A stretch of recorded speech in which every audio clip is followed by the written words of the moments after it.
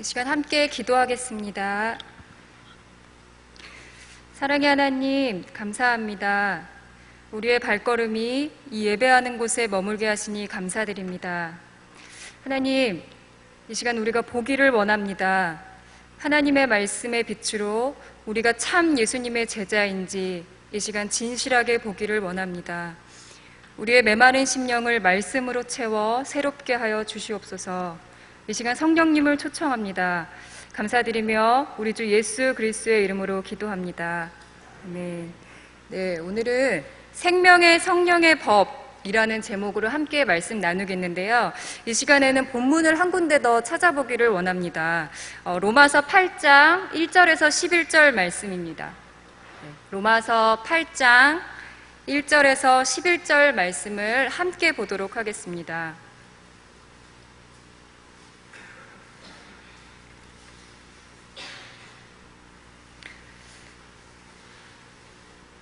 네, 로마서 8장 1절에서 11절 말씀입니다.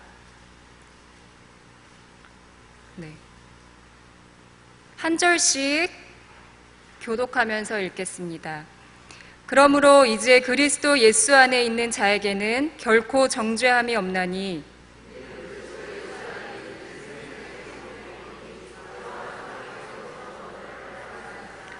율법이 육신으로 말미암아 연약하여 할 수 없는 그것을 하나님은 하시나니 곧 죄로 말미암아 자기 아들을 죄 있는 육신의 모양으로 보내어 육신의 죄를 정하사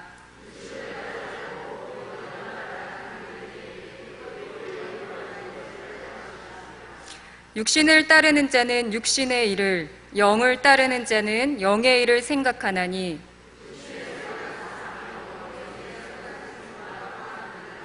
육신의 생각은 하나님과 원수가 되나니 이는 하나님의 법에 굴복하지 아니할 뿐 아니라 할 수도 없음이라.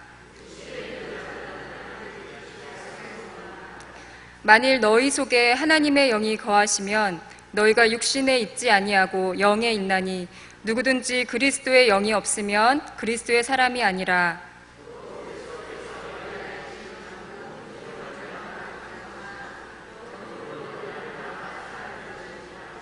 함께 읽겠습니다. 예수를 죽은 자 가운데서 살리신 이의 영이 너희 안에 거하시면 그리스도 예수를 죽은 자 가운데서 살리신 이가 너희 안에 거하시는 그의 영으로 말미암아 너희 죽을 몸도 살리시리라. 아멘. 사랑합니다. 네, 옆에 분하고도 한번 인사해 볼까요? 사랑합니다 하고 옆에 분하고 인사해 보겠습니다. 네. 이제 하나님께서 저희에게 주시는 말씀 들을 준비 되셨나요? 네, 부족한 종이 전하지만 하나님께서 이 종을 통로로 사용하셔서 하나님이 하시는 말씀으로 들으시기를 원합니다.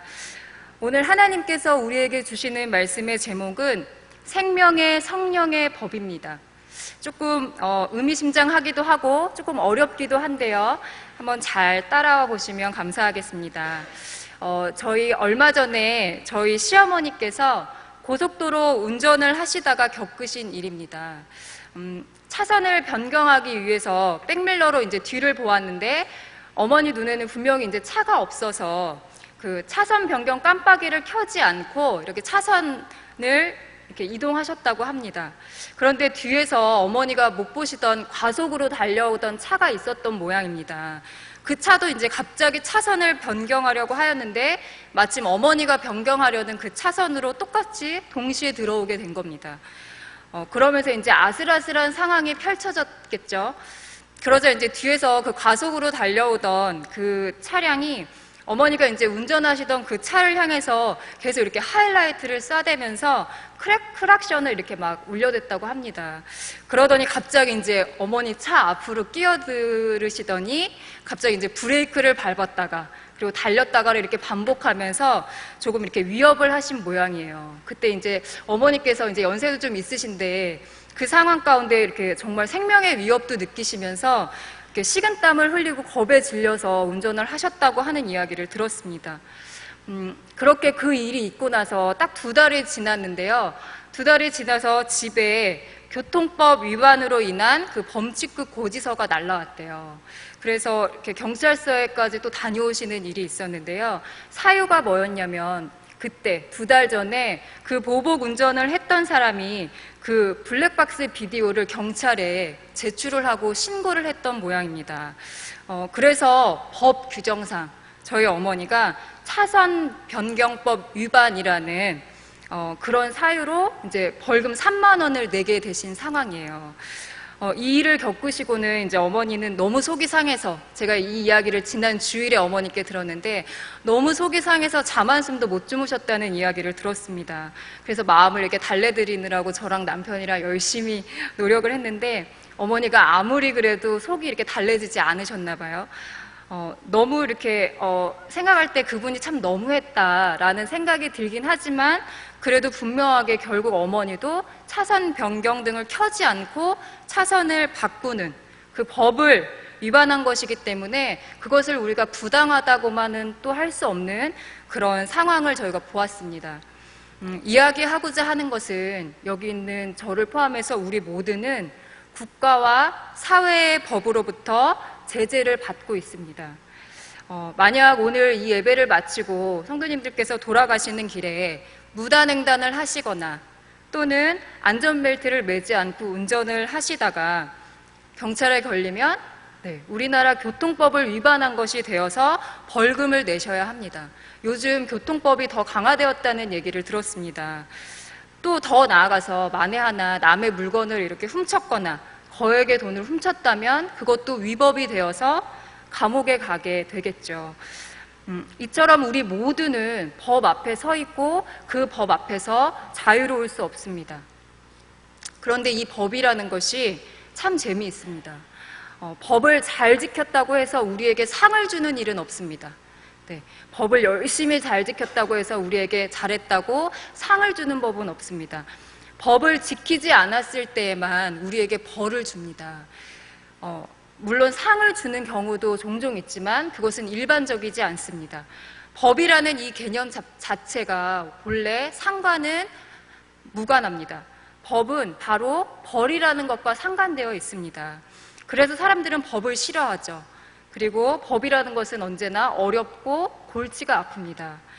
오늘 우리가 읽은 본문은 바로 이런 법에 대한 말씀입니다. 저희가 출애굽기 20장 말씀을 읽었는데요. 구약에서 말하는 바로 하나님의 법인 율법입니다. 율법. 하나님의 법인 이 율법은 하나님을 믿는 우리 모두가 지켜야 하는 법입니다. 하나님은 사람들을 완전한 존재로 만들기 위해서 우리에게 율법을 주셨습니다. 오늘 읽은 본문의 십계명이 바로 가장 대표적인 율법인데요. 제가 다시 한번 십계명을 읽어드리겠습니다. 제1은 나 외에는 다른 신들을 내게 두지 말라. 제2는 너를 위하여 새긴 우상을 만들지 말고 또 위로 하늘에 있는 것이나 아래로 땅에 있는 것이나 땅 아래 물속에 있는 것에 어떤 형상도 만들지 말며 그것들에게 절하지 말며 그것들을 섬기지 말라. 제3은 너는 내 하나님 여호와의 이름을 망령되게 부르지 말라.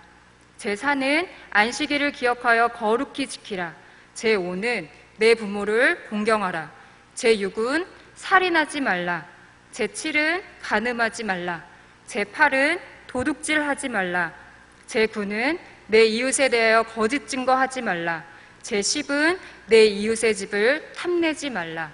아멘. 그러나 율법은 이 십계명에만 있는 것이 아닙니다. 구약 전체에 걸쳐서 율법은 우리에게 명령되고 있습니다. 구약 학자들에 의하면 구약 성경에 나오는 율법은 창세기의 3개, 그리고 출애굽기의 111개, 그리고 레위기의 247개, 민수기의 52개, 신명기의 200개로 총 613개의 율법이 있다고 합니다. 율법은 우리에게 말합니다. 내가 613개의 율법을 지켰을 때 비로소 너는 하나님 앞에서 완전할 수 있다. 그런데 십계명도 다 지키지 못하는 우리가 어떻게 613개의 율법을 지킬 수 있겠습니까? 주일 성수도 겨우 어렵게 하는 우리가, 그리고 거짓말을 거리낌 없이 하는 우리가, 그리고 어버이날에만 부모님을 공경하는 우리가 어떻게 율법으로 하나님 앞에서 완전해질 수 있겠습니까? 절대 불가능합니다. 목사님들은 좀 다르니까 할 수 있을까요? 목사님들 할 수 있으시겠습니까? 613개의 율법을 지킬 수 있으시겠습니까? 절대 불가능합니다.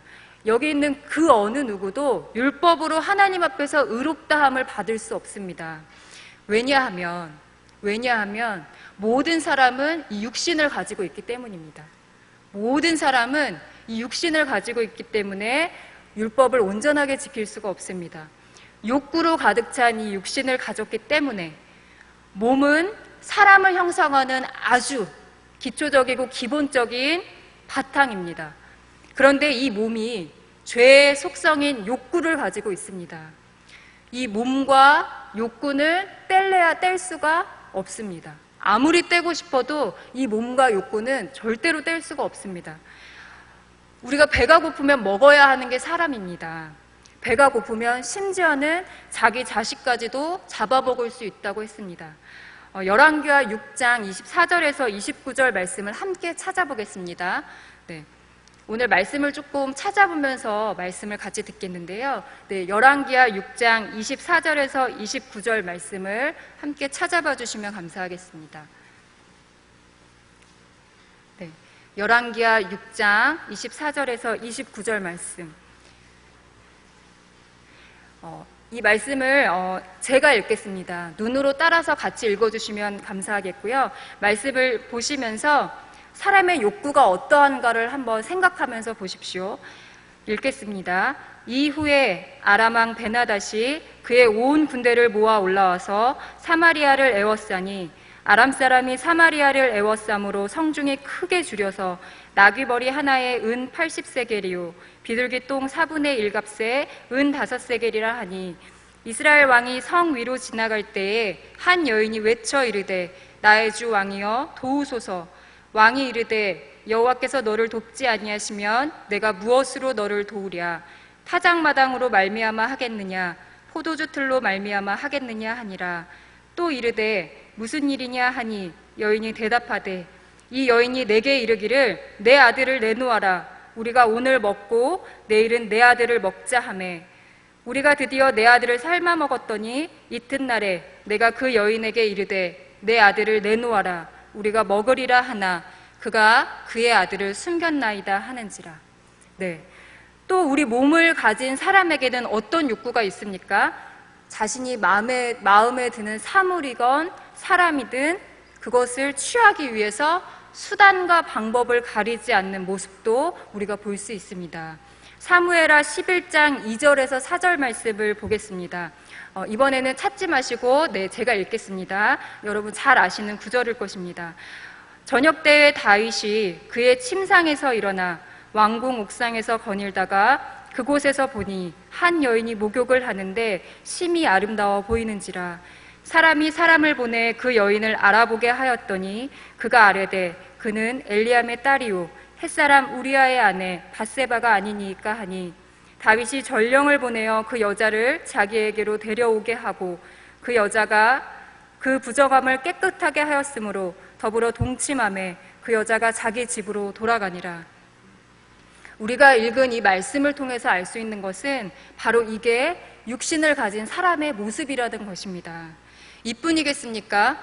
저희가 매일 대중매체를 통해서 보는 것은 온갖 범죄들이 많지 않습니까? 그것이 남의 일이 아니라 우리들의 모습 아니겠습니까? 돈을 벌기 위해서 세월호라는 그 위험한 배를 방치해서 결국에는 참사가 일어난 모습을 우리가 보지 않았습니까? 또 자신의 배에 타고 있는 그 어린 아이들이 죽어가는데도 자기 혼자 살겠다고 뛰쳐나오는 그 모습을 우리가 보지 않았습니까? 우리였다면 얼마나 달랐겠습니까? 모든 것이 매 한 가지입니다. 이것이 바로 육신을 가진 우리 사람의 추악함입니다. 이것이 결코 율법 앞에서 완전할 수 없는 나의 모습이고 우리의 모습이며 그리고 곧 이 땅의 모습입니다. 우리들은 이 욕구를 가진 이 육신의 몸으로 욕구를 가지고 있는 이 육신의 몸으로 결코 하나님의 율법 앞에서 완전할 수 없습니다. 그렇게 생각하십니까? 네. 하나님 앞에서 완전히 설 수 없다면 그러면 우리는 어떻게 되겠습니까? 답은 사망입니다. 하나님 앞에서 우리는 결국 죽음에 이르게 된다는 말입니다. 선악을 알게 하는 그 나무를 우리가 따먹고 하나님 앞에서 완전히 설 수 없었던 최초의 사람, 아담의 죽음을 시작으로 우리 모두는 한평생 살다가 곧 죽음에 이르게 됩니다. 그것이 율법 앞에서 완전할 수 없는 우리 사람의 숙명입니다. 우리도 율법 앞에서 완전할 수 없는 사람이기 때문에 아담을 따라 우리도 나이가 들면 죽음에 이르겠죠. 그러나 이때의 죽음은 심장이 멈추는, 우리의 심장이 멈추는 그 죽음만을 의미하지 않습니다. 우리의 생물학적인 이 심장이 멈추는 그 죽음만을 의미하는 것이 아니라 아담은 선악과를 알게 하는 나무를 따먹은 죄로 말미암아서 생명을 잃는 그 죽음에도 이르렀지만 그것보다 더 중요한 것은 하나님으로부터 멀어지는 그 죽음에 이른 것입니다. 그냥 죽고 만 것이 아니라 그 죽음은 하나님으로부터 멀어지는 죽음이었다는 것입니다. 더 이상 이전처럼 하나님과 가까이 지낼 수가 없습니다. 조금 어려울 수 있을까 싶지만 잘 보십시오. 이 죄로 말미암아서 우리들의 죽음은 나의 목숨이 끊어지는 생명의 단절과 함께 하나님으로부터의 단절을 의미합니다. 우리는 하나님과 똑같이 거룩해질 때에 비로소 영원히 살 수 있다고, 그리고 영원히 하나님과 거할 수 있다라고 얘기할 수 있습니다. 그렇지만 이 연약한 육신을 가지고 우리가 어떻게 거룩해질 수 있습니까? 그 613개의 율법을 다 지키는 것은 도저히 불가능한데 우리가 어떻게 거룩해질 수 있겠습니까? 우리들은 욕구의 노예인 이 육신, 몸을 가지고 있기 때문에 거룩해질 수가 없습니다. 우리에겐 더 이상 희망을 찾아볼 수가 없습니다. 가능성도 없습니다.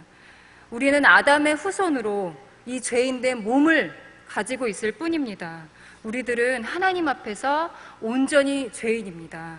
이 시간 저와 함께 하나님 앞에서 고백하고 싶습니다. 가슴에 이렇게 손을 얹고요. 하나님 앞에 고백해 보겠습니다.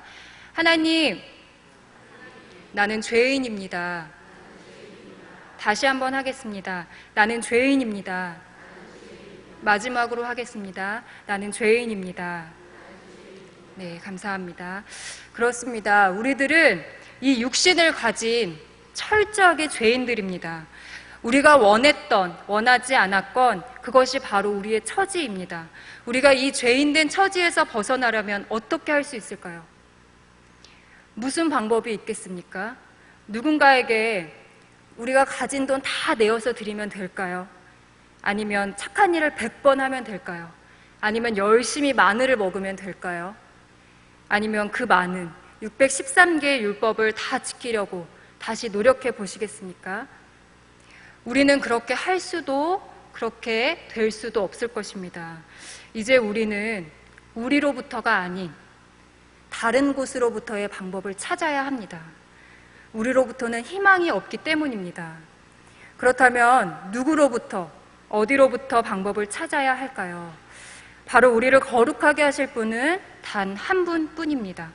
아담의 죄로 인해 아담을 저주하시고 아담을 죽음에 이르게 하신 분, 모든 것의 창조자요, 모든 것의 주인 되시는 분, 바로 우리 하나님이십니다. 우리 하나님만이 죽음에 이를 수밖에 없는 우리를, 죄인된 우리를 생명으로 이끄실 수 있습니다. 그러므로 이제 다시 한번 따라서 같이 하겠습니다. 하나님께 두 팔을 벌려서 외쳐보겠습니다. 하나님, 나를 구원해 주세요. 다시 한번 하겠습니다. 하나님, 나를 구원해 주세요.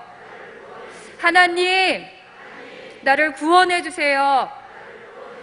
아멘. 하나님께서 우리의 외침을 분명히 들으셨습니다. 그리고 지금 우리가 외친 이 소리만 들은 것이 아니라 시간을 초월하여 태초에 외친 우리의 외침을 들으셨습니다. 구약시대에 우리의 조상들의 외침을 하나님께서 들으셨습니다. 욕구를 가진 이 몸에 속해서 죄인 될 수밖에 없었던 모든 사람들의 절규를 하나님께서 들으셨습니다. 그리고 우리에게 응답해 주셨습니다. 그 응답이 무엇입니까? 나를 구원해 주세요라고 외쳤던 우리들의 그 외침에 대한 응답은 바로 구원자입니다. 하나님은 우리들의 간절한 외침을 들으시고 구원자를 우리에게 이 땅 가운데 보내주셨습니다. 그분이 누구입니까? 네, 믿음으로 한번 대답해 보시면 감사하겠습니다. 그분이 누구이십니까? 네, 우리들의 영원한 구원자 바로 예수 그리스도를 이 땅 가운데 보내주셨습니다. 하나님께서는 하나님이 정하신 그 율법 앞에서 완전할 수 없는 우리들을 위해서 구원자 예수님을 보내주셨습니다. 예수님 바로 그분이 우리를 죽음에서 생명으로 구원할 구원자 되십니다. 우리 처음에 읽었던 로마서 8장 1절에서 2절 말씀을 다시 한번 읽어보겠습니다. 로마서 8장 1절에서 2절 말씀을 함께 다시 읽어보도록 하겠습니다.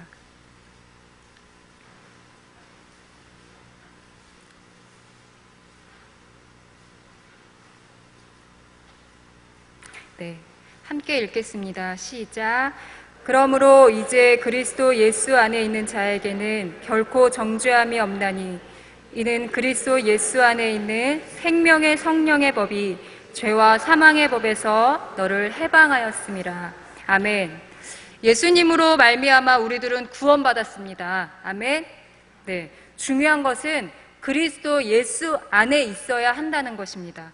이 그리스도 예수 안에 있어야 한다는 것은 예수님을 우리의 구원자로 우리가 받아들이고 믿어야 한다는 것입니다.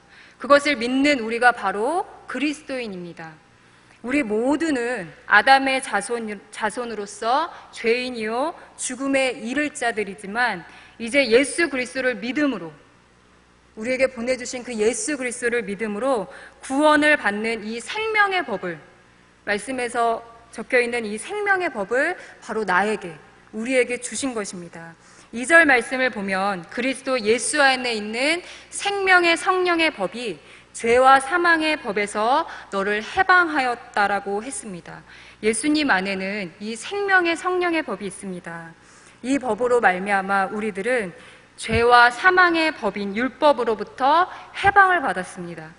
율법으로는 우리가 죄인이요 사망에 이를 수밖에 없는 자들이지만 그리스도 안에 있는 이 생명의 성령의 법으로 말미암아 율법의 법칙들로부터 우리가 해방된다는 것입니다. 우리는 예수 그리스도 안에 있을 때 이제는 더 이상 죄인이 아닙니다. 여러분, 죄인이 아닙니다. 더 이상 우리는 사망에 이르지 않습니다. 아멘. 네. 중요한 것은 예수 그리스도 안에 있을 때에만 이 법칙이 적용된다는 것입니다. 예수 그리스도 안에 거한다는 것은 예수님을 우리의 구원자로 받아들이는 것인데 이 일은 곧 성령 충만해야 한다는 뜻입니다. 하나님의 영인 성령으로 충만할 때에만 우리는 예수님을 우리의 구원자로 믿을 수 있습니다. 로마서 8장 4절 말씀을 함께 보겠습니다. 네, 로마서 8장 4절 말씀 함께 읽겠습니다. 육신을 따르지 않고 그 영을 따라 행하는 우리에게 율법의 요구가 이루어지게 하려 하심이라. 성령을 따라 행하는 사람에게는 율법의 요구가 이루어진다고 했습니다. 말이 조금 어려운데요. 이 말은 율법으로 말미암아 사람에게 요구하던 것이, 율법으로 말미암아 우리에게 요구되던 것이 성령을 따르는 사람에게서 이제는 이루어진다라는 말입니다. 하나님이 사람에게 율법으로 요구하는 것이 무엇이었습니까? 우리가 완전해지는 것이었습니다. 그런데 이제 그것이, 율법을 지켜야만 완전해질 수 있었던 그것이 이제는 우리가 성령을 따라 행할 때 완전해진다는 말입니다. 하나님이 이 율법의 요구를 성령의 역사를 통해서 충족시키셨습니다. 이 말은 율법이 결코 무시된다는 말이 아닙니다. 아, 이제 율법은 필요 없구나. 율법은 아주 안 좋은 거구나. 예수님을 믿고 내가 성령 충만 받았으니까 과거의 율법은 더 이상 지키지 않아도 되는구나 하는 말이 아닙니다. 우리가 율법을 무시하고 우리와 상관없는 것으로 여기는 게 되는 것이 아니라 오늘 마태복음 5장 17절에서 18절 말씀 제가 읽겠습니다. 하나님께서 이렇게 말씀하셨습니다. 내가 율법이나 선지자를 폐하러 온 줄로 생각하지 말라. 폐하러 온 것이 아니요 완전하게 하려 함이라. 진실로 너희에게 이르노니 천지가 없어지기 전에는 율법의 1.1획도 결코 없어지지 아니하고 다 이루리라 라고 말씀하셨습니다. 그러므로 예수님을 믿고 성령 충만한 우리는 율법을 여전히 잘 지켜야 합니다. 그러면 무엇입니까? 우리들은 아직 여전히 이 욕구로 가득 찬 육신을 가지고 있고, 그래서 율법을 완벽하게 지킬 수는 없습니다. 그래서 우리들은 여전히 시간이 되면 죽음에 이릅니다. 사고로 죽음에 이르기도 합니다. 요즘 우리 주변에서도 수많은 신실한 그리스도인들이 죽는 것을 보지 않습니까? 종종 선교사님들이 해외에서 피랍되었다는 이야기를 듣기도 하고, 종종 선교 여행 중에 너무 좋은 목사님이셨는데 사고로 돌아가셨다는 소식을 허무하게 우리가 듣기도 합니다. 이렇게 신실한 사람들의 죽음은 우리에게 더 많은 질문을 가져옵니다. 그렇습니다. 우리들의 육신은 죄와 사망의 법으로 말미암아 죽을 수밖에 없는 존재라서 그렇습니다. 그러면 달라진 것은 무엇일까요? 오늘 하나님께서 말씀을 통해서 우리에게 말씀하여 주시는데요. 이어서 로마서 8장 5절에서 11절 말씀, 저희 길지만 한 구절씩 교독으로 읽어보겠습니다. 로마서 8장 5절에서 11절 제가 먼저 읽겠습니다. 육신을 따르는 자는 육신의 일을, 영을 따르는 자는 영의 일을 생각하나니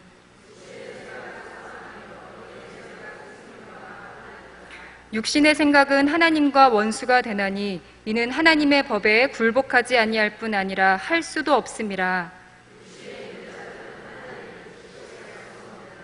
만일 너희 속에 하나님의 영이 거하시면 너희가 육신에 있지 아니하고 영에 있나니 누구든지 그리스도의 영이 없으면 그리스도의 사람이 아니라.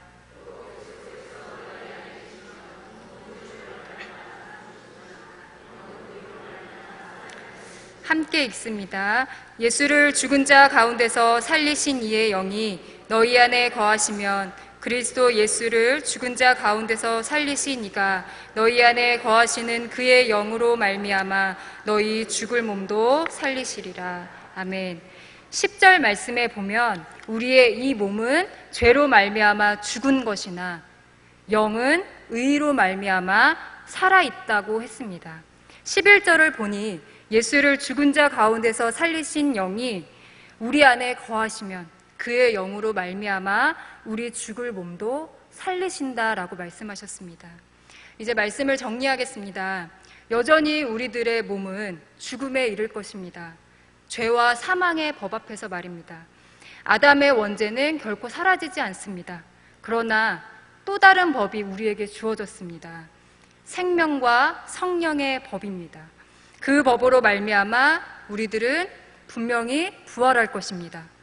우리가 그 영에 충만하게 살아갈 때 우리들의 몸은 죽어 없어지나 우리들의 영은 부활할 것입니다. 그러므로 우리 모두 성령 충만으로, 성령의 충만함으로 온전한 길에 이릅시다. 죽어 없어질 이 욕구로 가득 찬 우리의 육신을 따르는 삶이 아니라 영원히 죽지 않고 살 하나님의 영, 곧 예수님 안에 있는 성령을 따르는 삶을 삽시다.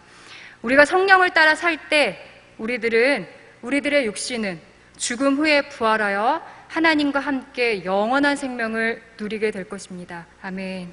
기도하겠습니다. 하나님, 감사합니다. 육신을 가지고 죽을 수밖에 없는 연약한 우리를 죄와 사망의 법에서 해방시켜 주셨음에 감사드립니다. 하나님의 은혜로 주신 생명의 성령의 법 앞에서 이제 우리가 날마다 성령을 따라 살아가게 하여 주시옵소서. 감사드리며 우리 주 예수 그리스도의 이름으로 기도합니다.